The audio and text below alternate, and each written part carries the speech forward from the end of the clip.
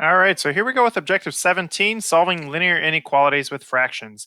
We're just going to extend even further what we know about solving these linear inequalities, and now we're going to use fractions. So again, this is the same as with integers and with decimals.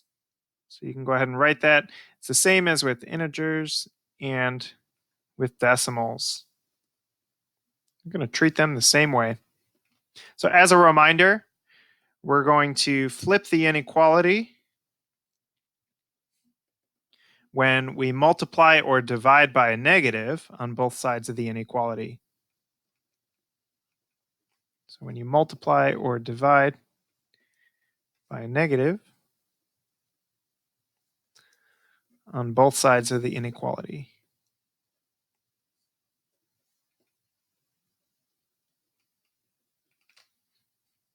A reminder of open and closed circles. So if it's less than or equal to or greater than or equal to, anytime you have that or equal to, it's going to be a closed or shaded circle.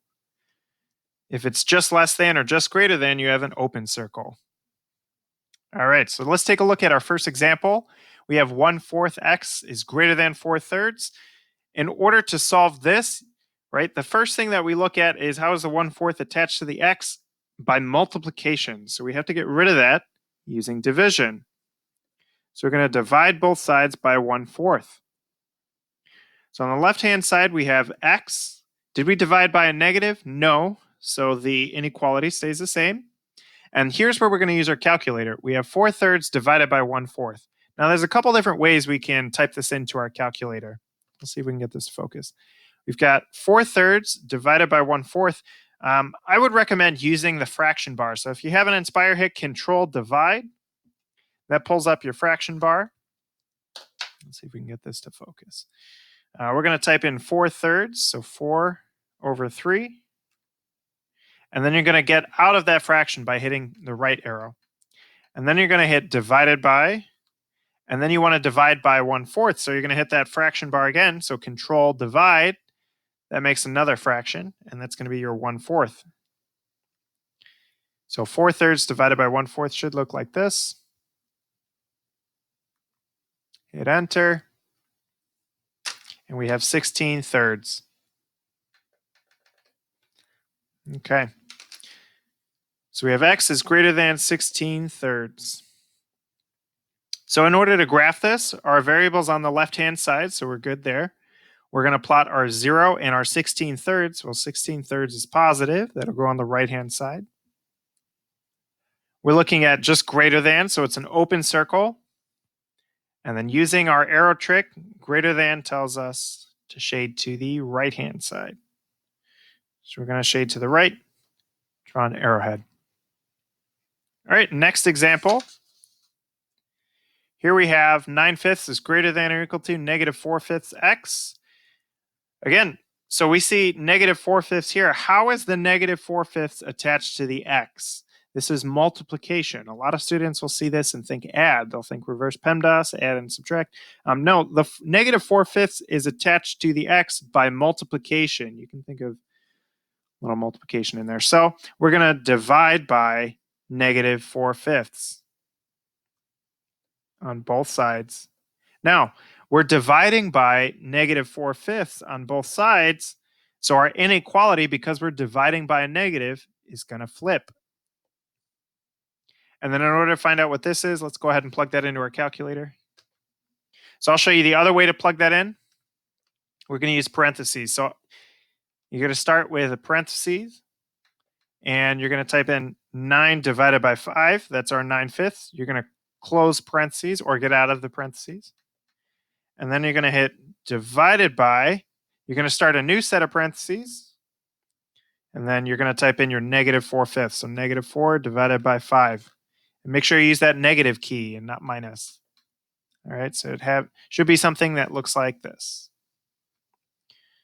All right, so notice that we've got our whole fraction divided by another whole fraction. Hit enter, and we have negative 9/4. So this is negative 9/4. Now, in order to graph this, our variable is not on the left-hand side, so we have to flip it. So if we're flipping it, we have x is now on the left side, we have to flip our inequality as well. So now we're looking at greater than or equal to, and that negative 9/4 flips to the other side.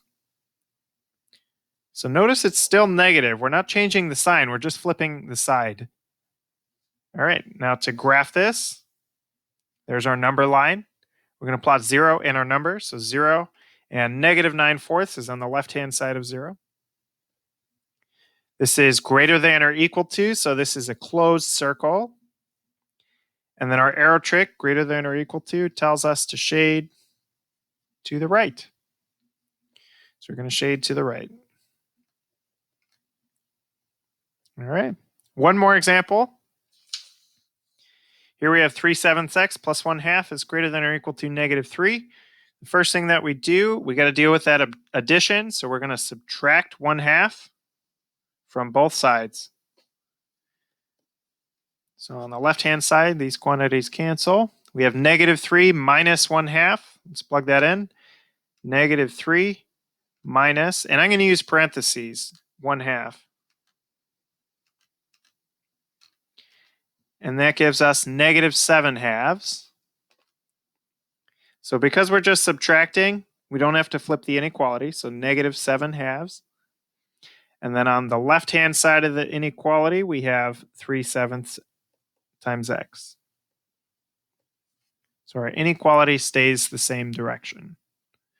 All right, one more step. We've got 3/7 times x. So to get rid of that, we divide by 3/7. So we have x. Now, are we dividing by a negative? No, so the inequality stays the same. Is greater than or equal to. We have negative 7/2 divided by 3/7. Let's use that first method using our fraction bars. So we can do control divide. That'll pull up our fraction bars.